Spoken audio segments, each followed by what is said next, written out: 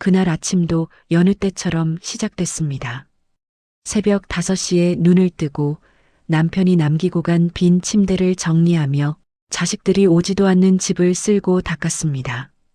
손등에 주름이 깊어진 지 오래지만 이 손이 멈추면 이 집도 멈출 것만 같아 매일 같은 일을 반복했습니다. 시장에 가는 날이었습니다. 장바구니를 들고 골목을 나서는데 문득 허리가 욱신거렸습니다. 요즘 들어 부쩍 심해진 통증이었지만 병원 갈 시간도 갈 마음도 없었습니다. 누가 알아주지도 않는데 뭐하러. 시장 입구에 들어서자 익숙한 냄새들이 코를 찔렀습니다. 생선 비린내, 나물향, 튀김 기름 냄새. 30년을 이 시장에서 장을 봤지만 오늘따라 유독 정신이 아득했습니다. 두부가게 앞을 지나는데 갑자기 눈앞이 하얗게 변하며 다리에 힘이 풀렸습니다. 어머님, 쓰러지기 직전 누군가의 단단한 팔이 제 몸을 받쳐주었습니다. 정신을 차려보니 낯선 남자가 저를 안고 있었습니다.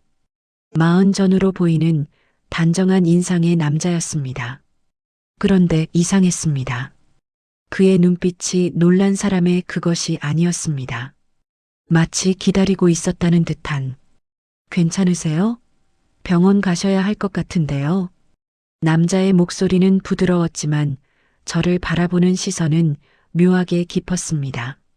남편 강호의 젊었을 적 사진 속 눈빛과 비슷했습니다. 차갑고 멀고 알 수 없는. 괜찮아요. 그냥 잠깐 어지러웠을 뿐이에요. 일어서려 했지만 다리가 말을 듣지 않았습니다. 남자는 망설임 없이 제 팔을 잡고 일으켜 세웠습니다. 병원까지 모셔다 드릴게요. 차가 저기 있습니다. 아니, 정말 괜찮아요. 낯선 분께 패를. 어머님, 그가 제 말을 끊었습니다. 그리고 처음으로 미소를 지었습니다. 하지만 그 미소는 눈까지 닿지 않았습니다. 괜찮다고 하시는 분들이 더 위험합니다. 제가 모셔다 드리겠습니다. 결국 저는 그의 차에 올랐습니다. 깨끗한 검은색 승용차였습니다.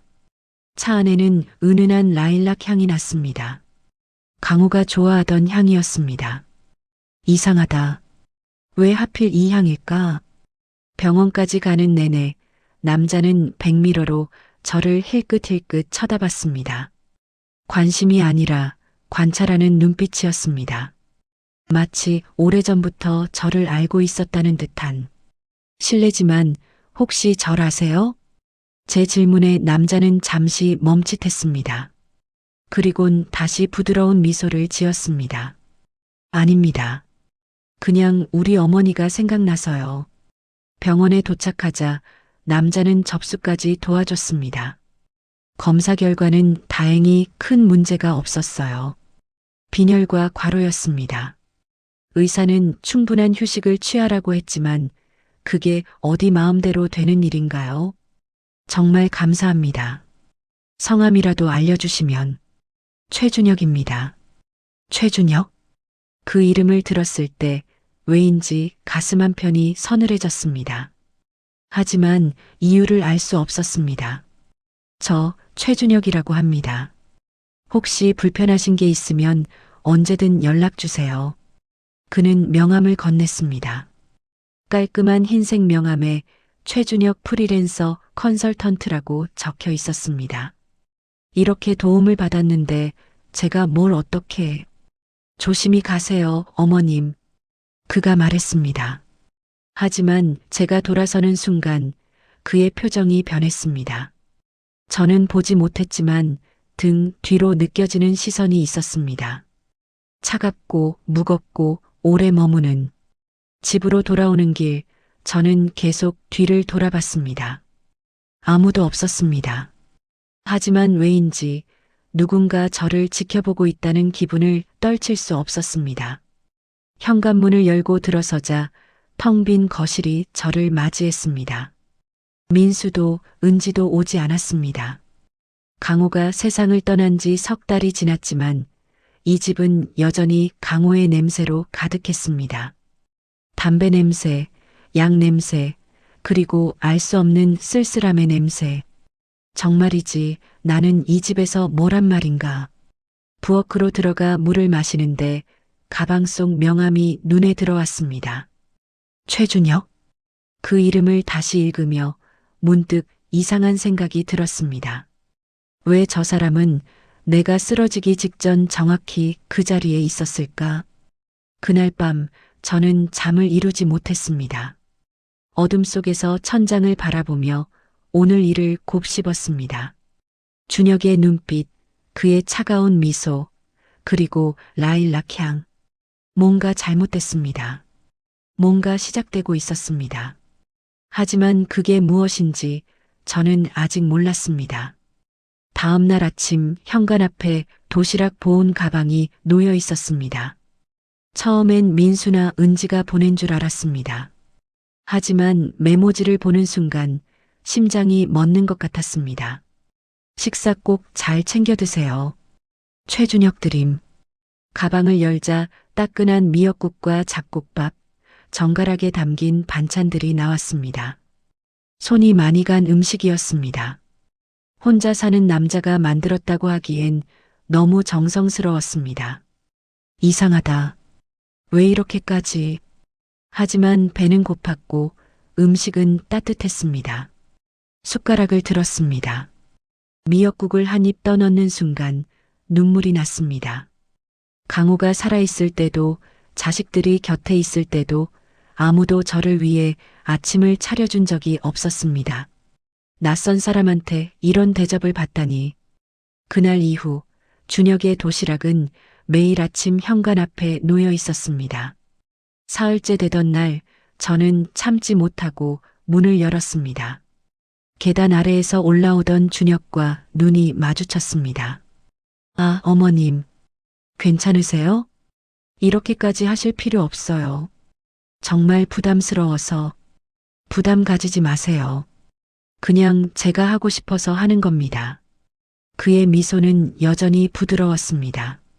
하지만 눈빛은 달랐습니다. 뭔가 간절한 것과 차가운 것이 동시에 섞여 있었습니다.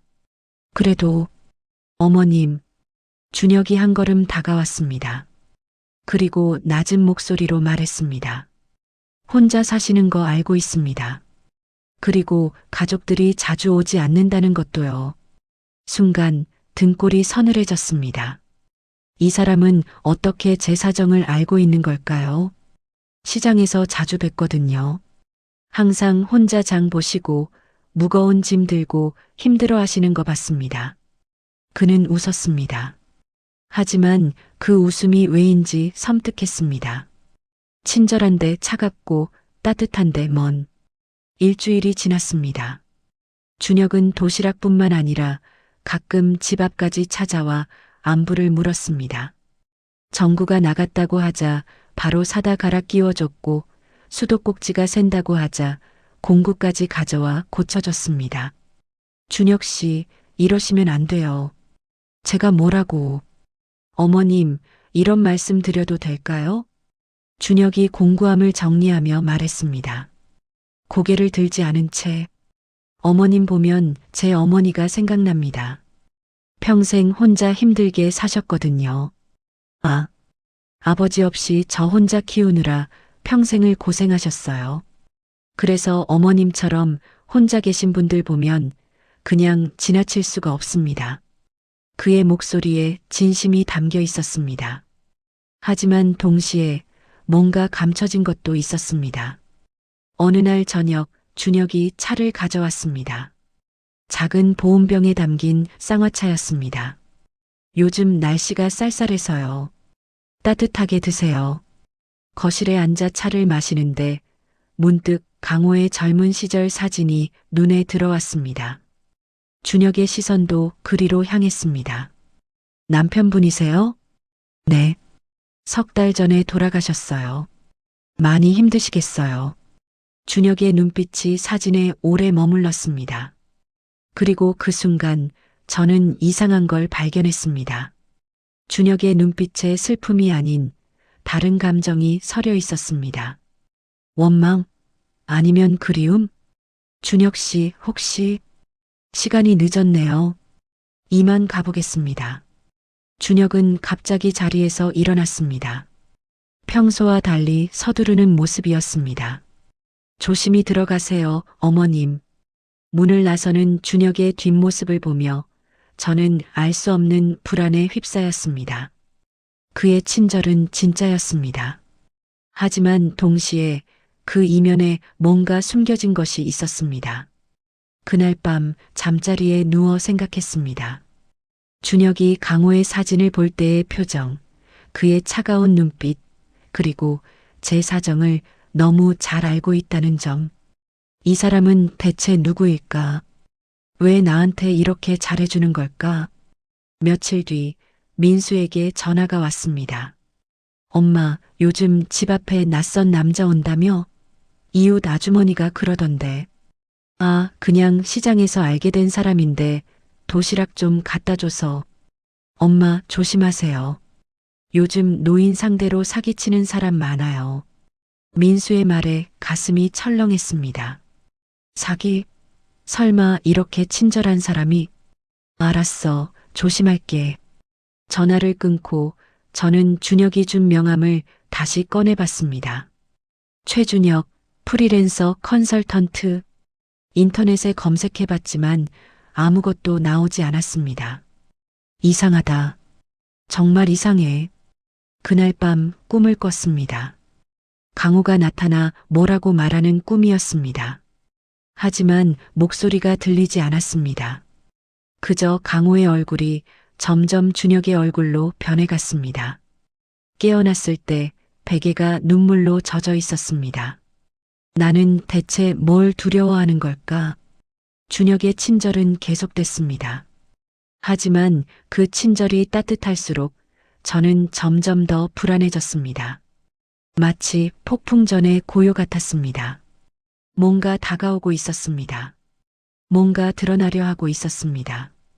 그리고 그것은 제 삶을 완전히 뒤바꿔 놓을 진실이었습니다. 준혁에 대한 의심이 커질수록 저는 이상하게도 강호의 흔적을 찾게 됐습니다. 그날도 그랬습니다. 옷장 정리를 하다가 강호의 낡은 서류 가방을 발견했습니다. 석 달 전 장례를 치르느라 정신없을 때 대충 넣어둔 것이었습니다. 가방을 열자 묵은 냄새가 났습니다. 강호의 냄새, 담배와 종이, 그리고 어딘가 쓸쓸한 향. 서류들을 하나씩 꺼냈습니다. 회사 문서, 계약서, 영수증. 평범한 것들이었습니다. 그런데 낡은 수첩 하나가 손에 잡혔습니다. 펼쳐보니 강호의 출장 기록이었습니다. 날짜와 장소가 빼곡하게 적혀 있었습니다. 그런데 이상했습니다. 2010년 5월 17일 부산 출장이라고 적혀 있는데 그 옆에 작게 서울대병원이라는 메모가 있었습니다. 부산으로 출장 간 기록인데 왜 서울대병원? 손이 떨렸습니다. 페이지를 넘겼습니다. 2011년 3월, 2012년 8월, 2015년 6월. 출장이라고 적힌 날짜마다 병원 이름이나 송금 완료라는 메모가 달려 있었습니다. 심장이 빠르게 뛰기 시작했습니다. 더 깊이 가방을 뒤졌습니다. 그리고 낡은 봉투 하나를 발견했습니다. 봉투 안에서 영수증 여러 장이 나왔습니다. 카드 영수증이었습니다. 2008년 4월 3일 라일락 꽃집 3만 원. 2009년 6월 12일 라일락 레스토랑 8만 5천 원. 2010년 5월 17일 김미선 산부인과 15만 원. 김미선이 누구지? 그리고 그 밑에 접혀진 종이 한 장이 있었습니다. 펼치는 손이 떨렸습니다. 재산 포기 각서. 제목을 보는 순간 숨이 멎었습니다. 본인 최강호는 아파트 전세금 5천만 원을 개인적 이유로 지불하였으며 이는 가족 재산과 무관함을 명시합니다. 해당 계약은 본인의 단독 결정이며 사후에도 가족에게 어떠한 권리를 주장하지 않을 것을 약속합니다. 날짜는 2023년 9월 15일. 강호가 죽기 2달 전이었습니다. 각서 뒤에 부동산 계약서 사본이 있었습니다. 계약자 이름을 보는 순간 세상이 무너졌습니다. 전세 계약자 최준혁. 준혁? 그 준혁? 손에서 종이가 미끄러져 떨어졌습니다. 무릎에 힘이 풀려 주저앉았습니다. 강호가 준혁에게 돈을? 대체 왜? 정신을 부여잡고 다시 서류를 뒤졌습니다. 그리고 가장 깊숙한 곳에서 낡은 서류 봉투를 발견했습니다. 봉투 겉면에 중요라고 강호의 필체로 적혀 있었습니다. 봉투를 뜯었습니다. 그 안에는 오래된 출생증명서가 들어 있었습니다. 출생증명서를 펼치는 순간 눈앞이 하얘졌습니다. 출생아 최준혁. 출생일 1982년 3월 15일. 부 최강호. 모 김미선. 부 최강호. 아들 최준혁. 아니야. 이건 아니야. 하지만 서류는 진짜였습니다. 도장도 서명도 모두 강호의 것이었습니다. 준혁은 강호의 아들이었습니다. 제 남편은 저 몰래 다른 여자와 아들을 두고 있었습니다. 벽에 기댄 채 주저앉았습니다. 눈물이 났지만 소리는 나오지 않았습니다. 그저 입만 벌린 채 숨만 헐떡였습니다. 그래서 준혁이 나한테 모든 게 이해됐습니다. 준혁의 친절, 그의 차가운 눈빛, 강호의 사진을 볼 때의 복잡한 표정. 그는 복수하러 온 것이었습니다. 아니면 자신의 몫을 찾으러 온 것이었습니다. 전화벨이 울렸습니다. 신우이였습니다. 떨리는 손으로 전화를 받았습니다. 언니 잘 지내요? 나 유품 정리하다가 이상한 서류들을 찾았어. 침묵이 흘렀습니다. 긴 침묵. 언니가 찾았구나. 신우이의 목소리가 떨렸습니다. 알고 있었어? 언니, 알고 있었냐고. 제 목소리가 처음으로 높아졌습니다. 강호가 죽기 전에 나한테 말했어. 그 아이한테 미안하다고. 평생 아버지 노릇 못 해줘서 미안하다고. 그래서 마지막으로 전세금이라도 남겨주고 싶다고. 그걸 왜 나한테 말 안 했어? 언니를 지키려고 했어. 언니가 얼마나 힘들어할지 알았으니까. 전화를 끊었습니다. 손이 떨려 핸드폰이 바닥에 떨어졌습니다. 거실로 나와 강호의 사진을 봤습니다. 결혼식 날 찍은 사진. 환하게 웃고 있는 강호와 제 모습. 이 웃음도 거짓이었나? 사진 액자를 집어 던지고 싶었습니다. 하지만 그러지 못했습니다. 그저 액자를 끌어안고 바닥에 주저앉아 소리 없이 울었습니다. 30년을 함께 산 남편. 30년을 믿었던 결혼. 모든 게 거짓이었습니다. 그리고 준혁은 그 거짓의 증거로 제 앞에 나타난 것이었습니다. 며칠간 저는 집 밖으로 나가지 않았습니다. 준혁의 도시락도 받지 않았습니다. 문 앞에 놓인 보온 가방을 보며 그저 멍하니 서 있을 뿐이었습니다. 이 음식도 목적이 있었던 거겠지. 넷째 날 아침 초인종이 울렸습니다. 준혁이었습니다. 어머님 괜찮으세요? 도시락을 안 가져가셔서. 문을 열었습니다. 준혁은 평소처럼 부드러운 미소를 짓고 있었습니다. 하지만 그 미소가 이제는 거짓으로만 보였습니다. 들어오세요. 준혁의 표정이 순간 굳었습니다.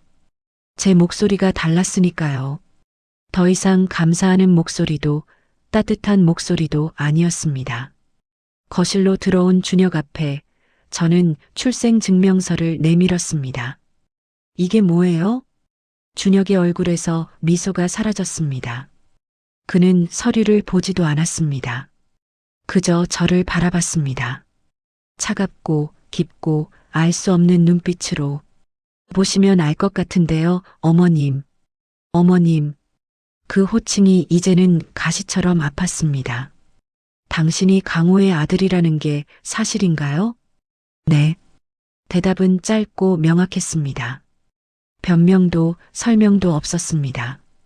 그럼 지금까지 나한테 잘해준 것도 다 계획이었어요? 준혁은 소파에 앉았습니다. 허락도 받지 않고, 그리고 처음으로 완전히 다른 표정을 지었습니다. 차갑고 냉정하고 어딘가 슬픈 계획이었습니다. 처음에는요. 처음에는 네. 저는 박혜숙 씨, 아니, 어머님을 찾아온 이유가 있었습니다. 준혁은 가방에서 서류 봉투를 꺼냈습니다. 그리고 테이블 위에 내려놓았습니다. 상속 문제입니다. 그 말에 심장이 내려앉았습니다. 최강호 씨는 제 생물학적 아버지입니다. 법적으로 저는 상속권이 있습니다. 그래서 어머님을 찾아왔습니다. 상속? 네. 최강호 씨가 남긴 재산의 일부를 청구할 권리가 있습니다. 법적으로요. 준혁의 목소리에는 감정이 없었습니다. 마치 업무 보고를 하는 것처럼 건조했습니다. 나한테 접근하고 잘해준 건 재산을 받기 위해서? 처음에는 그랬습니다. 준혁이 고개를 들었습니다. 그의 눈빛이 처음으로 흔들렸습니다. 어머님이 어떤 분인지 알고 싶었습니다. 제 아버지와 함께 산 사람, 제가 가질 수 없었던 가정을 만든 사람, 그래서 지켜봤습니다. 지켜봤다고? 시장에서 쓰러지시기 전부터 알고 있었습니다. 어머님이 혼자 사신다는 것, 자녀들이 오지 않는다는 것, 명절에도 혼자라는 것, 등골이 서늘했습니다. 준혁은 처음부터 모든 걸 알고 있었습니다. 그런데 어머님을 보면서 알게 됐습니다. 준혁의 목소리가 낮아졌습니다.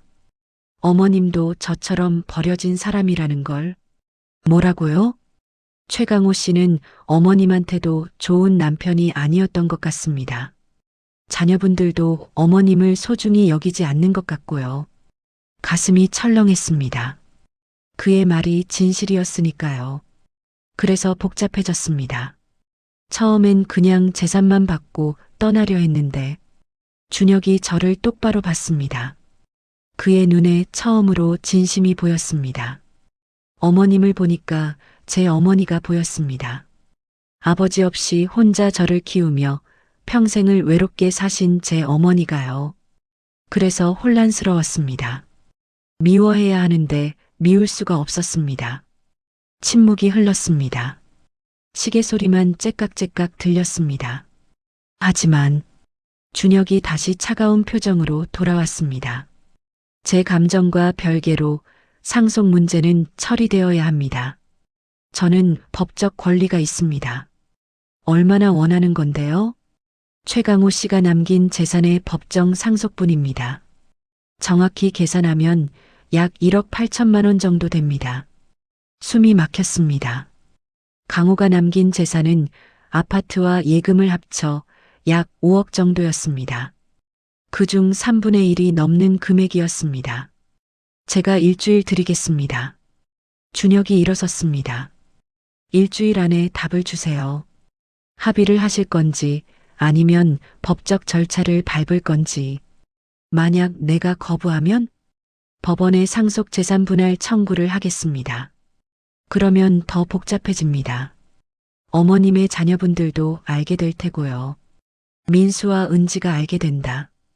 상상만 해도 끔찍했습니다. 준혁이 문 쪽으로 걸어갔습니다. 그러다 멈춰서서 뒤돌아봤습니다. 어머님, 저도 이렇게 하고 싶지 않았습니다.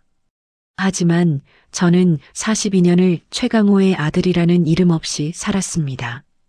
이제는 제 몫을 찾고 싶습니다. 준혁이 나갔습니다. 문이 닫히는 소리가 유난히 크게 들렸습니다. 저는 소파에 주저앉았습니다. 손이 떨렸습니다. 온몸이 떨렸습니다. 재산, 상속, 법원, 생각할수록 머리가 복잡했습니다. 준혁의 말이 틀리지 않았습니다. 그는 강호의 아들이었고 법적 권리가 있었습니다. 하지만 동시에 저는 30년을 강우와 함께 산 아내였습니다.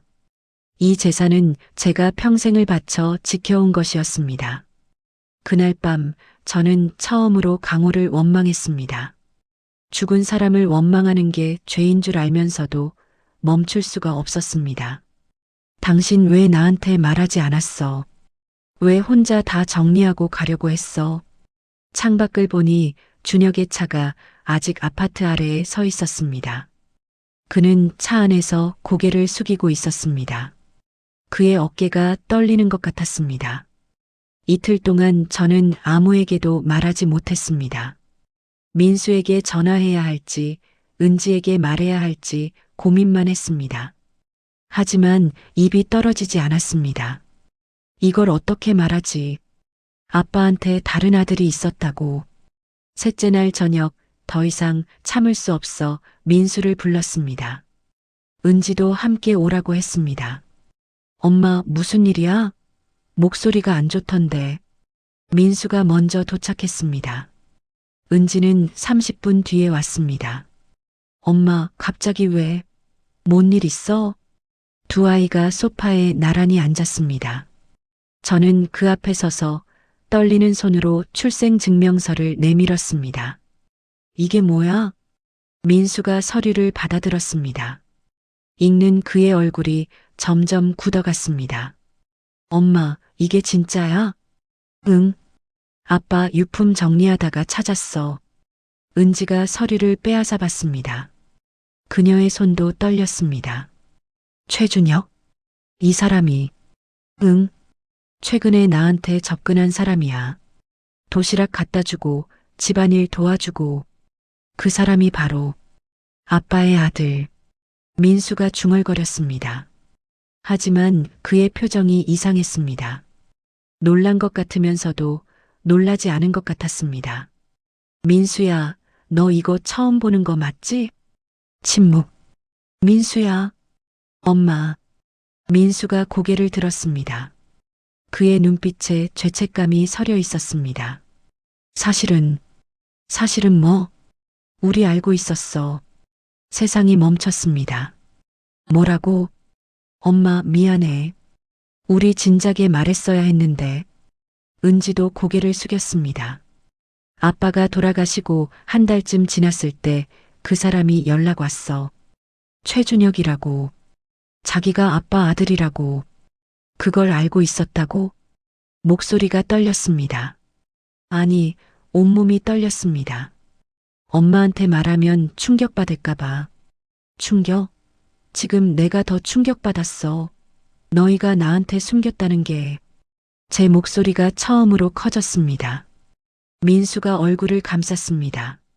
엄마, 우리도 어쩔 수 없었어.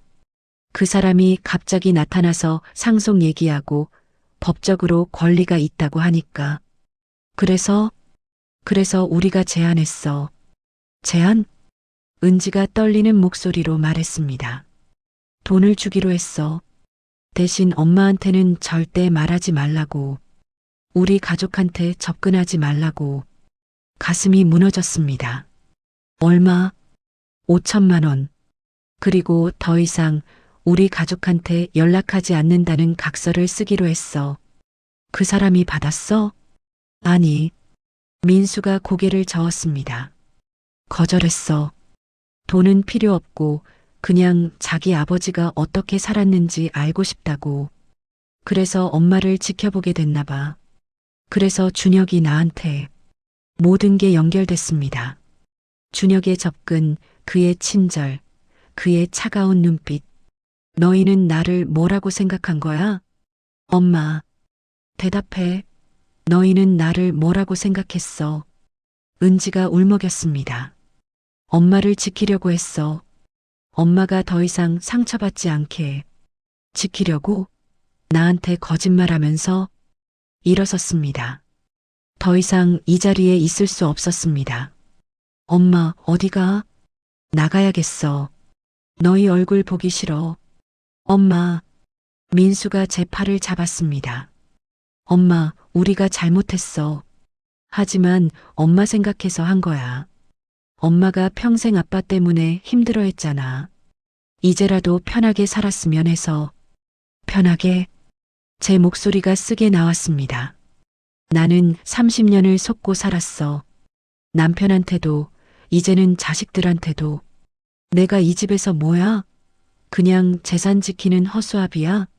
엄마, 그런 뜻이 아니었어. 나가. 둘 다 나가.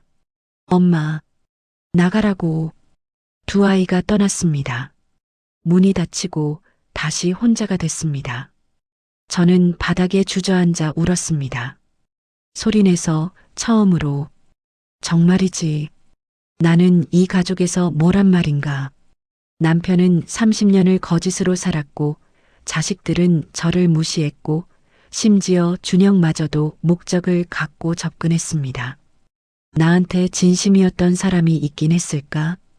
핸드폰이 울렸습니다. 민수였습니다. 받지 않았습니다. 은지도 연달아 전화했습니다. 역시 받지 않았습니다. 밤이 깊어갔습니다. 저는 창가에 서서 밖을 봤습니다. 아파트 단지 불빛이 하나둘 꺼졌습니다. 초인종이 울렸습니다.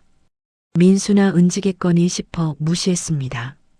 하지만 초인종은 계속 울렸습니다. 누구세요? 인터폰으로 물었습니다. 저예요. 준혁입니다.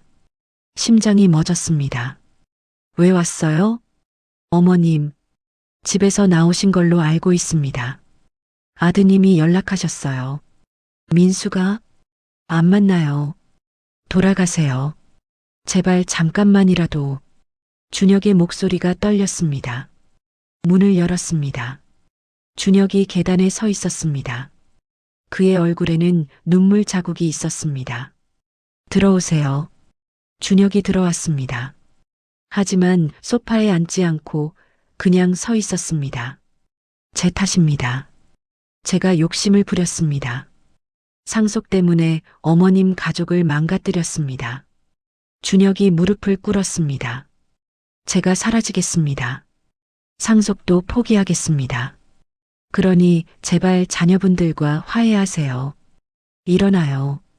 어머님, 일어나라고요. 준혁이 천천히 일어났습니다. 그의 눈에서 눈물이 흘렀습니다. 저도 울고 있었습니다. 당신 잘못이 아니에요. 이건 오래전부터 망가져 있던 가족이에요. 준혁이 떠난 뒤 저는 침대에 누워 천장을 바라봤습니다. 눈물이 마를 겨를도 없이 계속 흘러나왔습니다. 이제 뭘 어떻게 해야 하지? 새벽 3시 잠들지 못하고 부엌으로 나왔습니다.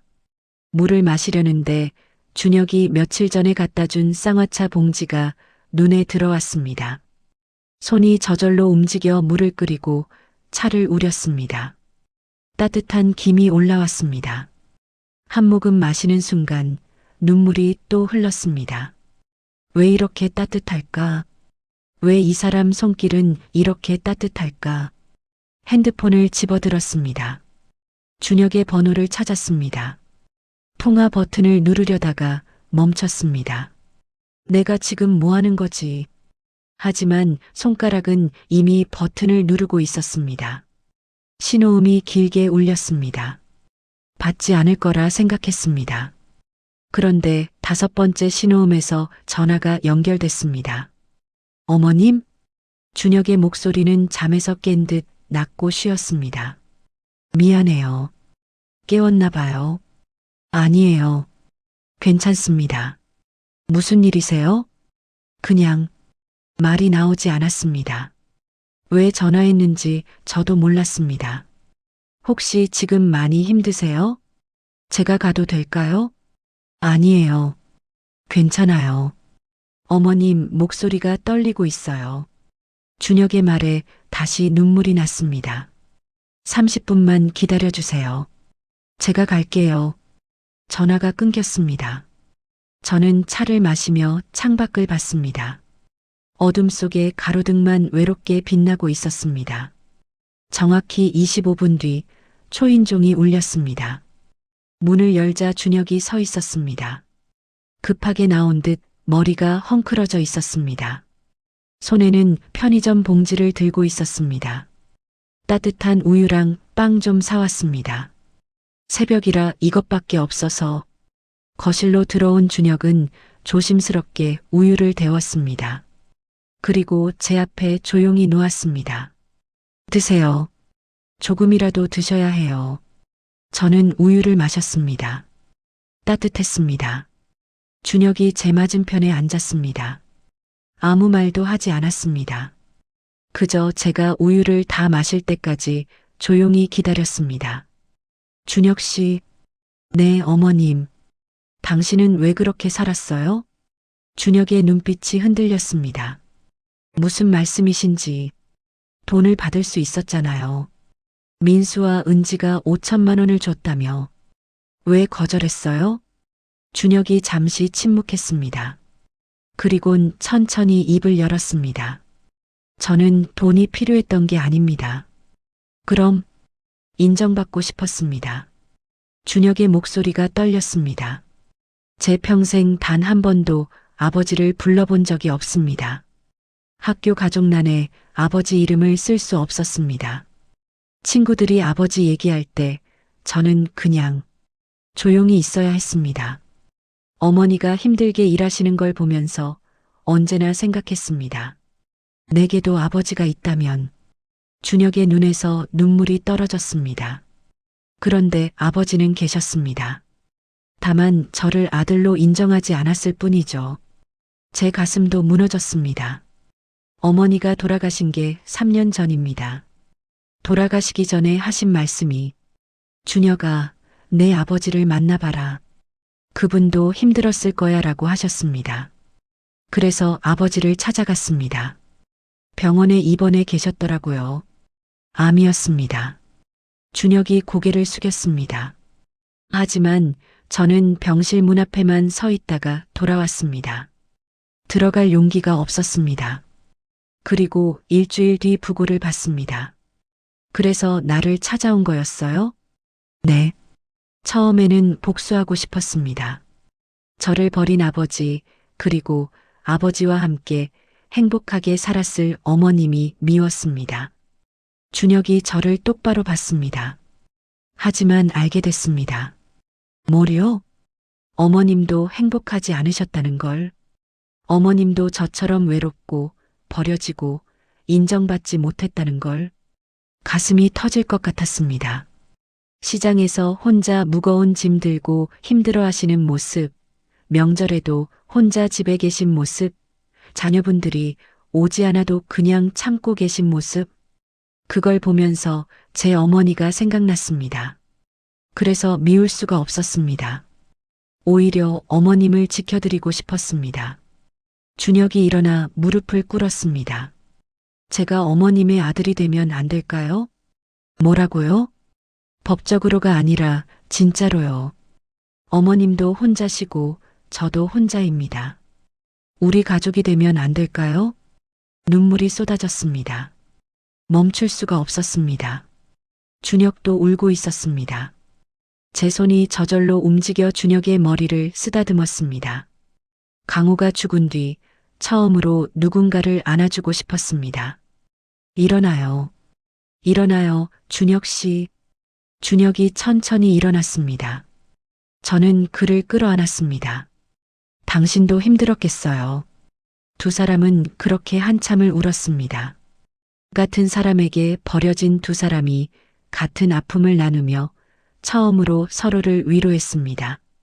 일주일이 지났습니다. 민수와 은지는 매일 전화했지만 저는 받지 않았습니다. 대신 준혁과 함께 시간을 보냈습니다. 준혁은 매일 아침 도시락을 가져왔고 저는 그와 함께 밥을 먹었습니다. 처음으로 누군가와 식탁을 마주하며 밥을 먹는 게 이렇게 따뜻한 일인지 알았습니다. 어머님, 오늘은 제가 사는 곳 좀 보여드려도 될까요? 당신이 사는 곳? 네. 아버지 최강호 씨가 남겨주신 집입니다. 제 가슴이 철렁했습니다. 강호가 준혁에게 남긴 집. 그곳이 어떤 곳일지 궁금하면서도 두려웠습니다. 가보고 싶어요. 준혁의 집은 구도심의 오래된 빌라 3층이었습니다. 계단을 올라가는 내내 페인트 냄새와 곰팡이 냄새가 났습니다. 여기서 살아요? 네. 아버지가 전세 계약을 해주신 곳입니다. 문을 열자 비좁은 원룸이 나왔습니다. 작은 부엌, 낡은 이불, 오래된 책상. 그게 전부였습니다. 벽 한편에 사진이 몇 장 붙어 있었습니다. 젊은 여자가 어린 준혁을 안고 웃고 있는 사진이었습니다. 어머니세요? 네. 돌아가시기 전에 찍은 사진입니다. 사진 속 여자는 야위었지만 눈빛만큼은 따뜻했습니다. 책상 위에 낡은 노트가 있었습니다. 펼쳐보니 준혁의 일기였습니다. 2020년 3월 5일. 오늘도 어머니는 새벽 4시에 나가셨다. 식당 일이 힘드신데 웃으시며 나가신다. 미안하다 어머니.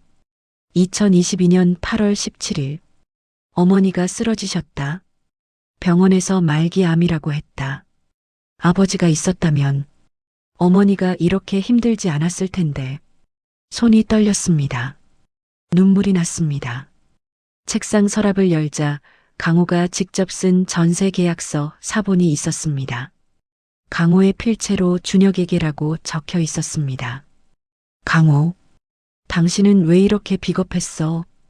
바닥에 주저앉아 오래 울었습니다. 준혁도 옆에서 함께 눈물을 흘렸습니다. 그날 준혁의 집에서 나오며 저는 결심했습니다. 이제 내가 뭘 해야 할지 알겠어. 다음 날 민수에게 전화했습니다. 민수야, 은지도 불러서 오늘 저녁에 집으로 와. 할 얘기가 있어. 엄마, 우리 정말 미안해. 엄마한테. 얘기는 저녁에 하자. 저녁 7시 민수와 은지가 왔습니다. 그리고 제가 부른 또 다른 사람, 준혁도 함께 왔습니다. 엄마, 왜 이 사람을? 민수의 얼굴이 굳었습니다. 앉아. 다들 앉아. 세 사람이 소파에 앉았습니다. 민수와 은지가 준혁을 노려보는 것이 느껴졌습니다. 엄마, 본론부터 말할게. 민수가 가방에서 서류 봉투를 꺼냈습니다. 이게 뭐니? 상속 포기 각서야. 최준혁 씨, 여기 서명하면 돼요. 준혁이 서류를 받아들었습니다. 그의 손이 미세하게 떨렸습니다. 이게 무슨... 간단해요. 아버지 재산에 대한 모든 권리를 포기한다는 각서예요. 서명하시면 우리가 합당한 보상금을 드리겠습니다.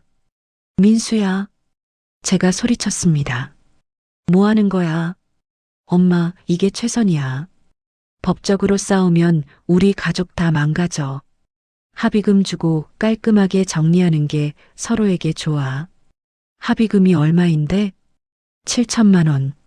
법정 상속분보단 적지만 소송 비용이랑 시간 생각하면 나쁘지 않은 금액이에요. 준혁이 고개를 들었습니다. 만약 제가 거절하면요? 은지가 차갑게 말했습니다.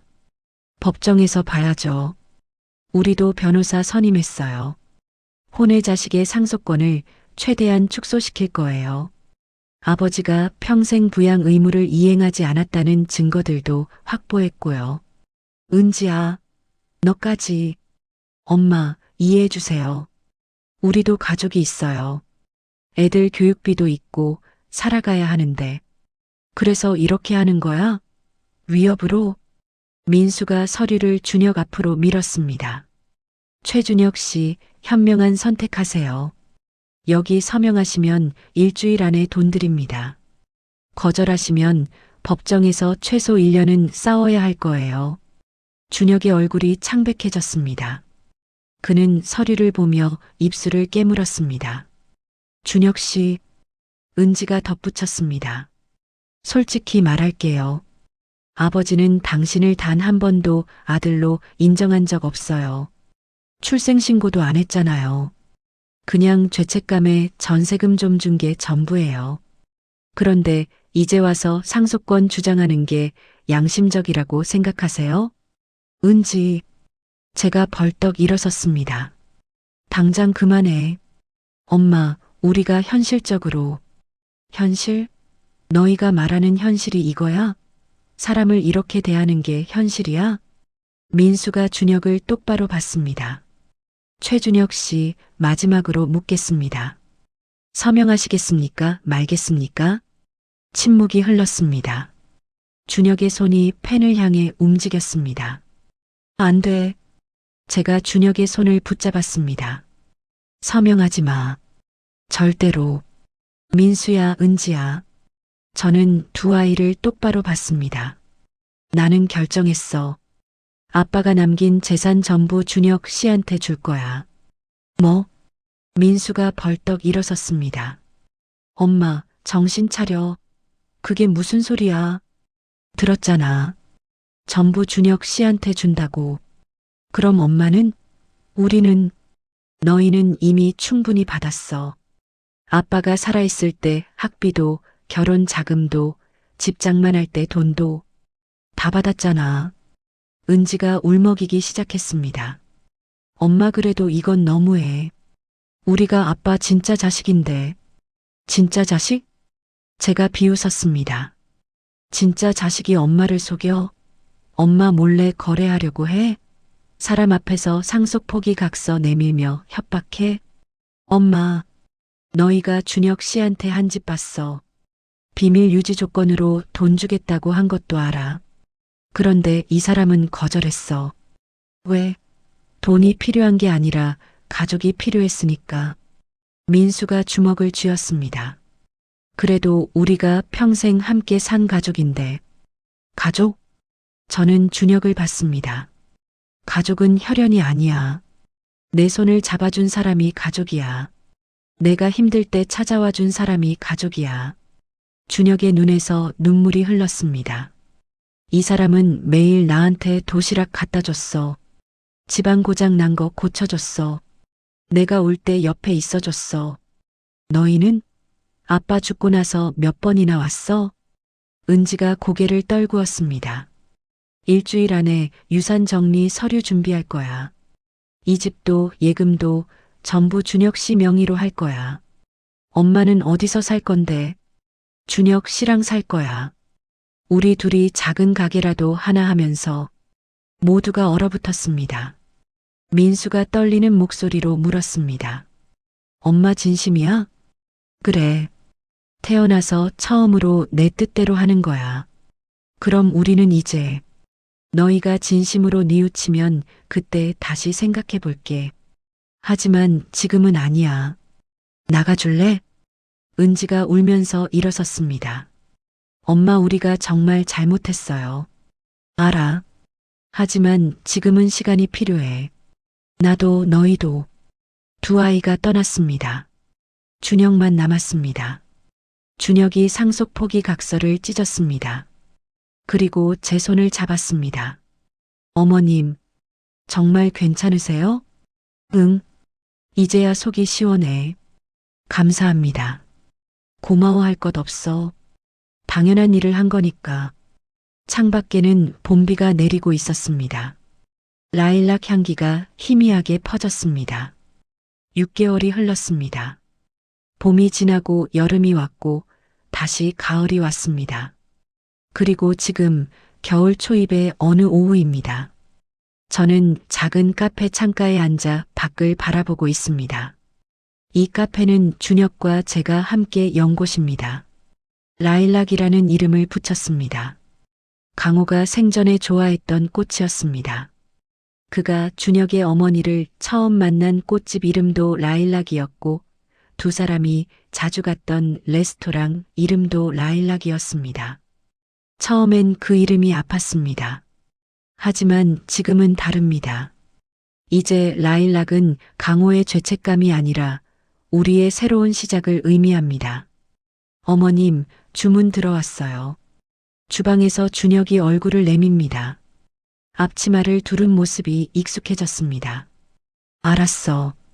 금방 갈게. 일어서서 카운터로 향합니다. 손님들이 따뜻한 차를 주문하고 준혁이 만든 샌드위치를 맛있게 먹습니다. 이 카페를 열기까지 쉽지 않았습니다. 유산 정리 후 민수와 은지는 한동안 연락을 끊었습니다. 저도 연락하지 않았습니다. 서로에게 시간이 필요했습니다. 준혁은 처음에 재산을 받는 것을 망설였습니다. 정말 괜찮으세요? 저 때문에 자녀분들과. 괜찮아. 이건 내 선택이야. 하지만 준혁아.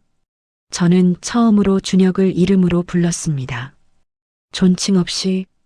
이제 너는 내 아들이야. 내가 선택한 아들. 준혁의 눈에 눈물이 고였습니다. 엄마. 그 한마디가 제 마음을 녹였어요. 라일락 카페는 준혁의 아이디어였습니다. 어머님이 평생 가족을 위해 음식을 만드셨잖아요. 이제는 다른 사람들을 위해 만들어 보는 건 어떨까요? 나는 장사 같은 거 해본 적 없는데. 저도 없어요. 그러니까 함께 배워가면 되죠. 처음엔 걱정이 많았습니다. 하지만 준혁과 함께라면 할 수 있을 것 같았습니다. 카페를 준비하는 동안 준혁은 제가 한 번도 경험해보지 못한 것들을 보여줬습니다. 이 색깔 어때요? 벽을 이렇게 칠하면 따뜻해 보일 것 같은데. 좋네. 근데 나한테 왜 물어봐? 어머님 카페잖아요. 어머님이 결정하셔야죠. 강호도, 민수도, 은지도 제게 결정권을 준 적이 없었습니다. 항상 그들이 정하고 저는 따르기만 했습니다. 하지만 준혁은 달랐습니다. 모든 것을 제게 먼저 물었고 제 의견을 존중했습니다. 카페를 연 지 3달쯤 됐을 때 은지가 찾아왔습니다. 엄마. 문 앞에 서 있는 은지의 얼굴은 많이 야위어 있었습니다. 들어와. 은지는 카페 안을 둘러봤습니다. 따뜻한 조명, 깔끔한 인테리어, 라일락 그림이 그려진 벽. 예쁘다. 고마워. 엄마, 저 사과하러 왔어요. 은지가 고개를 숙였습니다. 그동안 정말 많이 반성했어요. 엄마를 어떻게 대했는지, 우리가 얼마나 이기적이었는지, 민수 오빠도 많이 후회하고 있어요. 다만 자존심 때문에 찾아오지 못하는 거예요. 저는 은지에게 차를 한 잔 건넸습니다. 천천히 마셔. 엄마, 우리 다시 시작할 수 없을까요? 은지의 눈에서 눈물이 떨어졌습니다. 은지야. 네, 엄마. 나는 너희를 미워하지 않아. 다만 실망했어. 알아요. 하지만 시간이 필요해. 너희도 나도. 얼마나 기다려야 해요? 모르겠어. 그렇지만 진심은 언젠가 통하는 법이야. 너희가 진짜로 변했다면 그때 가서 다시 얘기하자. 은지가 울면서 고개를 끄덕였습니다. 그날 이후 은지는 가끔 카페에 들렀어요. 주문하고 조용히 차를 마시고 인사하고 갔습니다. 억지로 대화하려 하지 않았습니다. 그 모습이 기특했습니다. 어느 날 준혁이 물었습니다. 어머님, 후회는 안 하세요? 후회?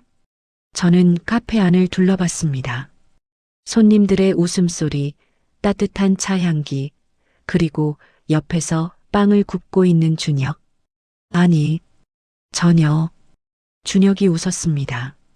저도 이제는 아버지를 원망하지 않아요. 정말? 네. 아버지가 그렇게 살 수밖에 없었던 이유를 이제는 조금 알 것 같아요. 비겁했지만 나름 최선이었을 거예요. 준혁이 창밖을 봤습니다. 그리고 아버지 덕분에 엄마를 만났으니까요. 제 눈시울이 뜨거워졌습니다. 준혁아. 네, 엄마. 고마워. 내 아들이 돼줘서. 저야말로 감사해요. 겨울이 오고 라일락 카페에 첫눈이 내렸습니다. 손님들이 줄어든 저녁, 준혁과 저는 나란히 앉아 창밖을 봤습니다. 눈이 소복이 쌓였습니다. 라일락 간판 위에도 창문 턱에도 문득 강호가 생각났습니다. 그가 이 모습을 보면 뭐라고 했을까요? 아마도 미안하다고 했을 것입니다. 그리고 고맙다고 했을 것입니다. 여보, 당신의 잘못으로 시작된 이 인연이 이제는 축복이 됐어. 준혁이 제 손을 잡았습니다. 엄마, 이제 집에 가요. 밖이 추워요. 그래, 가자. 우리 집으로. 우리 집. 그 말이 이제는 자연스러웠습니다. 준혁과 저는 작은 아파트에서 함께 살고 있습니다. 아침에는 함께 밥을 먹고, 낮에는 카페를 운영하고, 저녁에는 나란히 TV를 봅니다. 혈연으로 맺어진 가족은 아니지만 마음으로 맺어진 가족입니다. 그리고 저는 알게 됐습니다. 내 손을 잡아준 사람, 내 눈물을 닦아준 사람, 내 옆에 남아준 사람. 그 사람이 진짜 가족이라는 걸. 더 많은 사연이 궁금하시다면 구독과 좋아요 부탁드립니다.